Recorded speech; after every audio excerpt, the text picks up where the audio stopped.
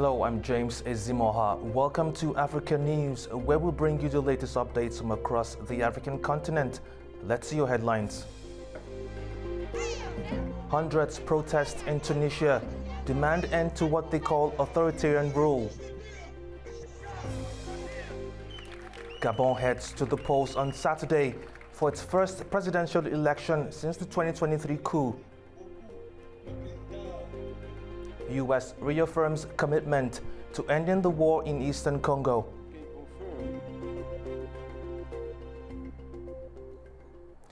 Thank you for joining us. Hundreds of Tunisians took to the streets of the capital, demanding an end to what they call authoritarian rule under President Saied. The protest comes as 6 detained opposition leaders begin a hunger strike in jail. 2 opposition rallies unfolded in Tunis, calling for the release of political prisoners and denouncing what they say is a crackdown on dissent. Protesters accuse President Saied of dismantling democracy since taking emergency powers in 2021 moves the opposition labels a coup. Among those detained is Free Constitutional Party leader Abir Musi, whose supporters joined the rally demanding her release. Supporters say the situation has become intolerable and fear even speaking out publicly. Tyranny in every sense of the word. No freedom of opinion, no freedom of writing, no freedom of action. The smallest thing, and a person finds themselves in prison. Even what I'm saying now could get me arrested and jailed tomorrow, despite that this is reality. This is the reality. I'm not making this up. We are living this reality, and everyone is experiencing it. There is no political system. There is savagery, oppression, and suppression of freedom. When I hear that a journalist like you or anyone else gets imprisoned for graffiti on a wall, is that reasonable? A blogger thrown in jail, an opposition figure who says to the president, this is not the way things should be done, and ends up in prison. This is tragic and frankly unacceptable to anyone.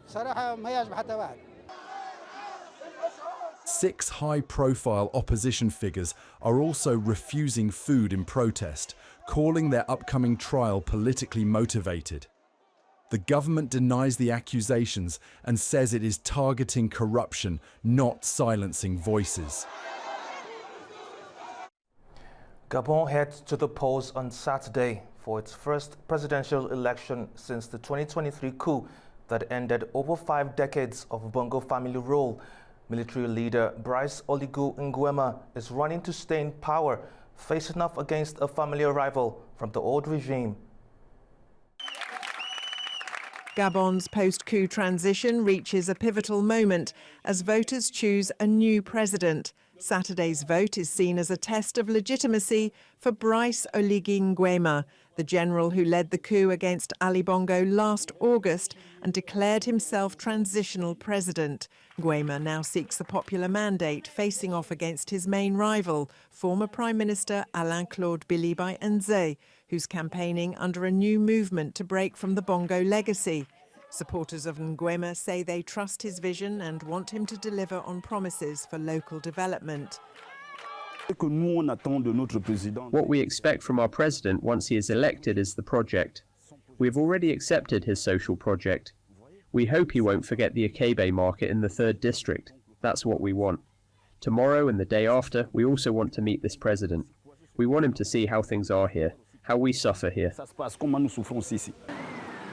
Supporters of Bilibi-Nze see him as a bold reformer willing to challenge old alliances. Alain-Claude, c'est un exemple de courage.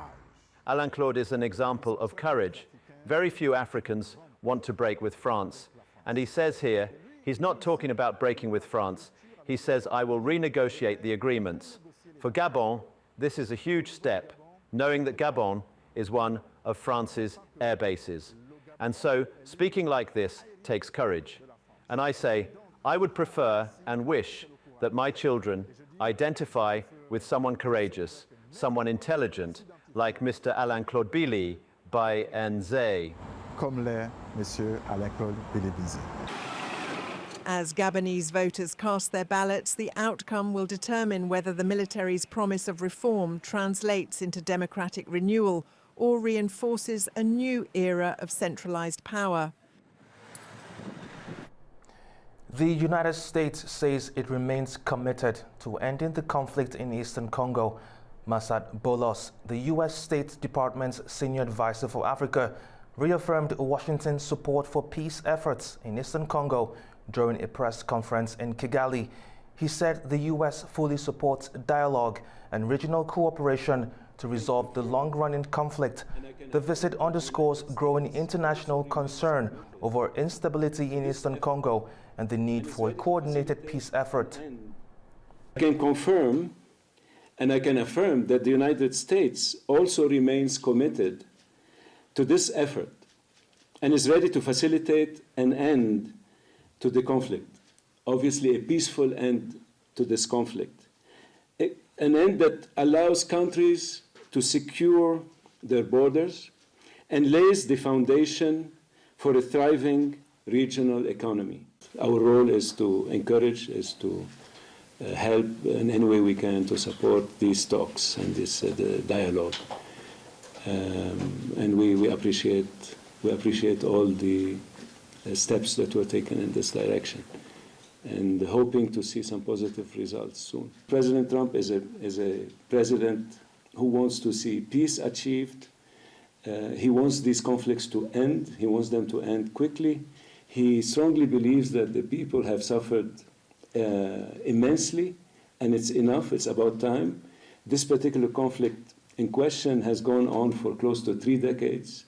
It's about time to see an end, a peaceful end to it. 3 Americans jailed in the Democratic Republic of Congo over a failed coup plot are now back in the U.S. custody. The handover came after their sentences were commuted last week, coinciding with a senior U.S. official's visit to Kinshasa.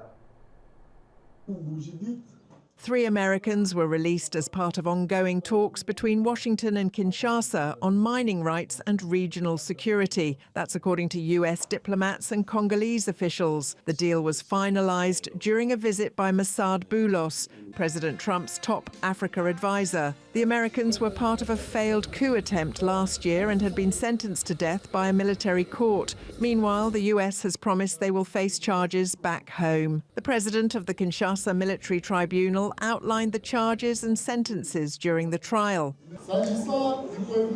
In the case of Marcel Malanga, the death penalty for criminal conspiracy, the death penalty for terrorism, the death penalty for assault, and 20 years in the main penal circuit for illegal possession of weapons or munitions of war.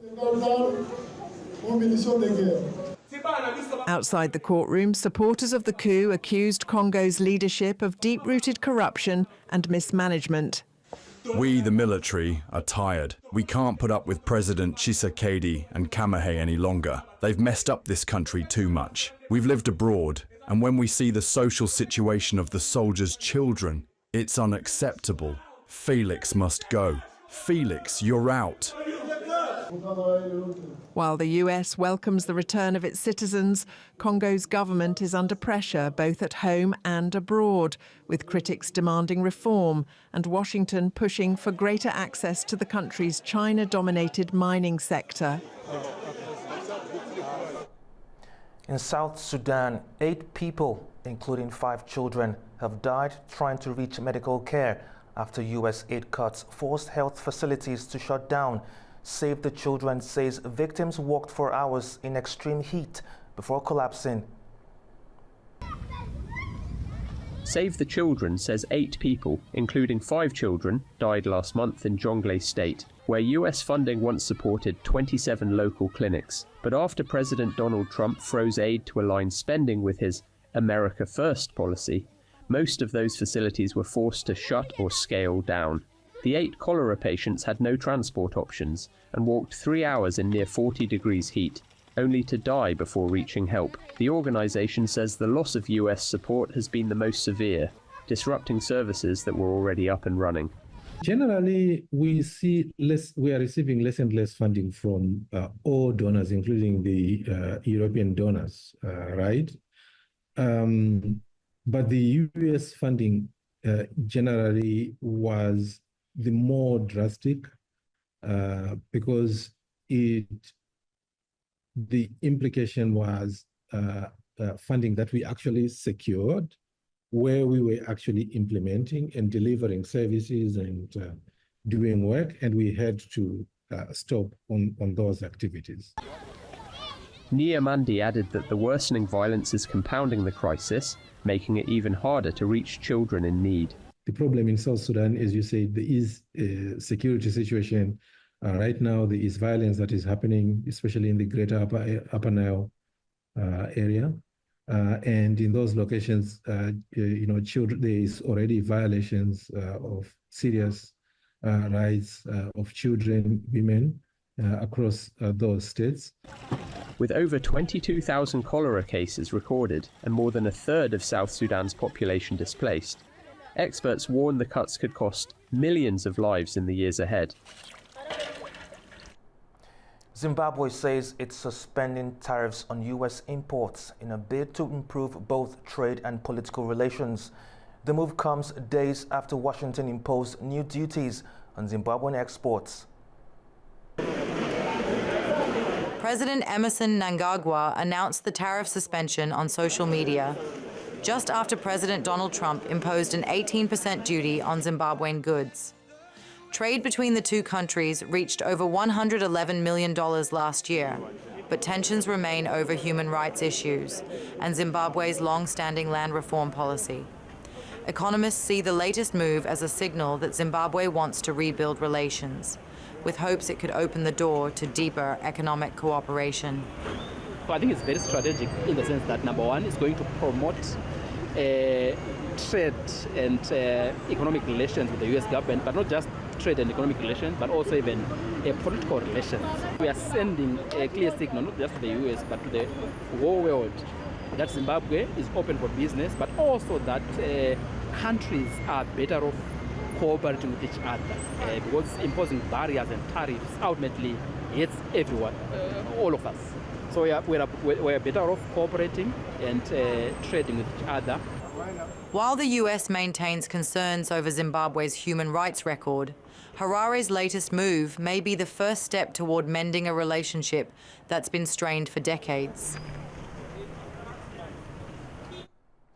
A Nigerian court has delayed a major tax evasion case against Binance as the crypto giant pushes to dismiss court orders served by email. The case centers on billions in alleged losses and unpaid taxes. Binance argues the court documents were improperly served by email since the company has no office in Nigeria. Authorities are demanding $79.5 billion in economic damages and $2 billion in back taxes, blaming Binance for the naira's instability. The exchange company hasn't commented on the latest court move, but says it's cooperating with tax officials.